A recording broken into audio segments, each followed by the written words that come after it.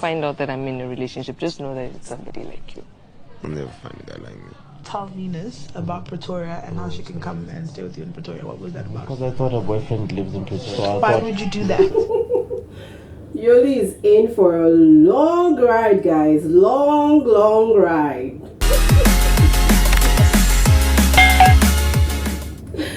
Okay, guys. So last night there were a lot of conversations in the house. Like literally, guys. The conversations were kind of in funny groups, and some very funny things happened last night. Some very funny things, very interesting things, I would say. But literally, guys, we saw Yoli, like, you know, in her teary mood. You know, Yoli is that crybaby in the house. So Yoli basically was just crying over something, over GASH1 and women in the house. Yes, baby girl is jealous, and I validate that jealousy. Okay, guys, welcome back to my channel. Hi. Thank you so much for stopping by. If you're new to the channel, thank you so much for hopping in. If you are already a part of the family, welcome back. Thank you for joining again in another video. Guys, welcome to Personality Highlights. In here we talk about reality shows, real-time stories, trending topics, social issues. If these are the things that you like, click on the red subscribe button right now so that you become a part of this family, and of course join the conversation on what we have to talk about in this channel. Don't forget to turn on the post notification bell, guys, so that YouTube will send you a message every time I share new content on this channel. Guys, with that said, let's talk about everything that happened after the Friday Arena Games, and of course into Sunday morning. So literally, guys, after the Arena Games, we saw this housemates like eating. Biggie gave them a package. It was all food. And guys, for some reason, Oga Libo was just making noise everywhere. He was just being unnecessarily loud. But I mean, maybe we obviously know the reason why he was being loud. I mean, he won Arena Games for the first time, guys. He was feeling like a superhero. He was feeling like a winner. He was feeling like, okay, you know what? I think I did not lose everything after all. At least I got this one. So I mean, I just had to overlook his loudness. But at that point, I was like, God, where is Mpo? And I don't know, but I felt like Libo was intentionally being too loud just to get to Mpo. But anyway, I love the fact that she actually ignored him completely. I love that fact. And guys, basically stretching in, after that, the food section, we had Rhino and Terry having jizz. I don't know if you were talking about last night. Escapade under the sheets. Well, we saw them having conversations, yeah. And then afterwards, I think we now saw this conversation between GASH1 and Yoli. And guys, Yoli was like, you know, I overheard you telling Dennis that she could come and stay in your place in Pretoria. Why Gashi? Why GASH1? And GASH1, he was like, you know, GASH1 just is a big flirt. This guy just knows how, he understands women. He knows how to play with women. That guy is a big time playboy. I'm not gonna lie. He's a big time playboy and flirts. Aye.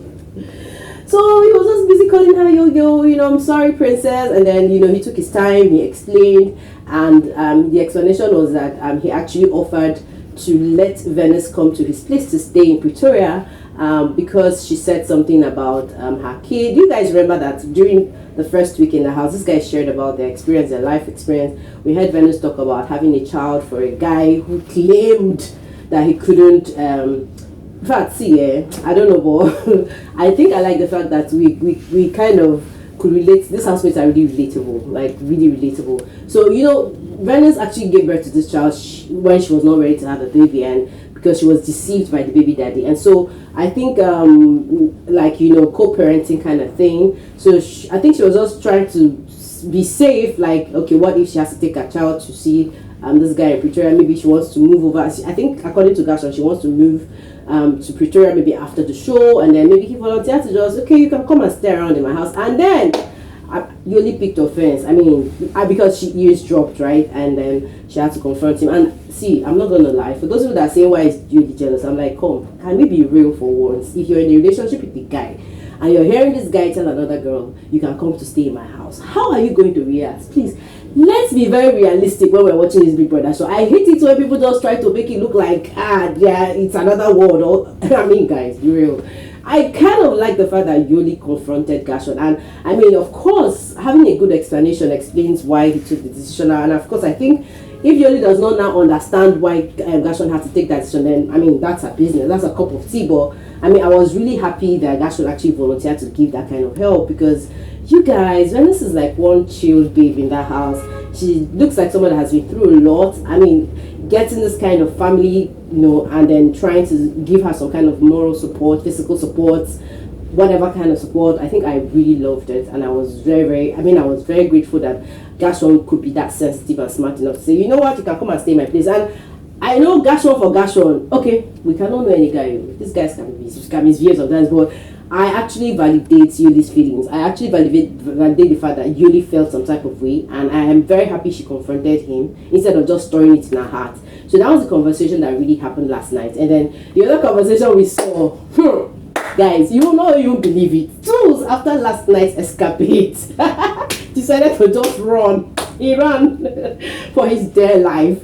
We actually saw Tools, guys, having conversation with these 4 people that I thought were his enemies. Hell, it was quite a loud. I mean, I was not shocked. I was surprised, but I'm not so surprised, because I actually said there's going to be a switch very soon, guys. If you know that I'm telling you the truth, please just let me know. Have you ever seen? I mean, I'm very sure you guys must have watched. If you're a regular viewer in this channel, you must have watched my earlier videos where I predicted that there's going to be a switch. This conspiracy thing that Biggie introduced, I swear down, a lot of things will happen in the house.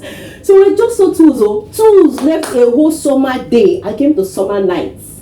You guys, you know, there are 2 rooms in Biggie's house. We have the summer day upstairs, and we have the summer night downstairs. I hope I'm right though. If I'm not right, please tell me in the comment section. But we shall know there's 2 rooms, 1 upstairs and 1 downstairs. And so, you know, the one upstairs is the one Vino, Terry, Libo, Mpo, Temba, and Tabil. You know, that's where all that clique is. You know, that's where all that clique is. And so, my God, when I saw Tools in between conversation, Tato, Norman, and GASH1, I was like, Baba Tools, what are you doing here? What are you doing here? Can't be going back to your summer day.